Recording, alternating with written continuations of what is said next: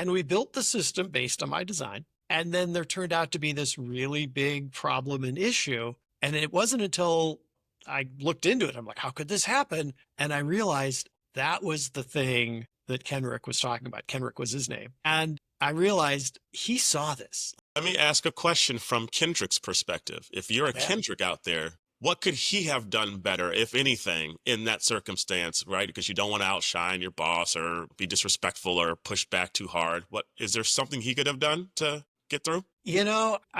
I'd like to think that pushing a little harder and sharing more of his thought process, maybe, right, if he was going to try to play it safe, catching me later and being like, hey, I know you've probably got it all figured out, but I'm worried about this and then this and then this and then this. So I think that those sorts of things. But all of that said, I think that the fact that there was this power dynamic, Yeah. right? I was more senior. I had the higher title. I was the one at the front of the room, like leading everything.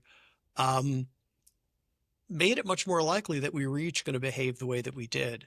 And I think that part of actually being good in a position of leadership or power starts with being aware of that power dynamic and, finding ways to try to compensate for it, right? Because usually the people who have the power are not fully aware Uh, of the magnitude of the power dynamic at play, right? I can't tell you how many managers I have coached who tell me, oh, I mean, yeah, technically I'm their manager, but we're all just peers around here and I have an open door policy and people can talk to me about anything and they know that.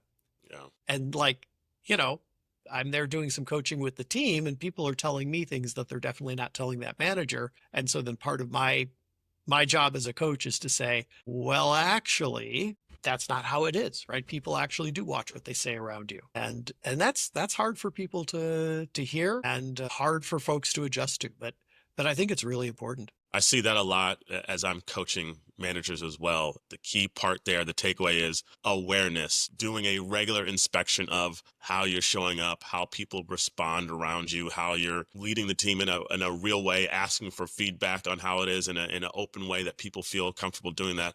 But it all starts with that awareness and that self-awareness that you have to have, even as if you're not a manager, as an IC, having that self-awareness is so critical to making sure you can grow. So that's a really good call out.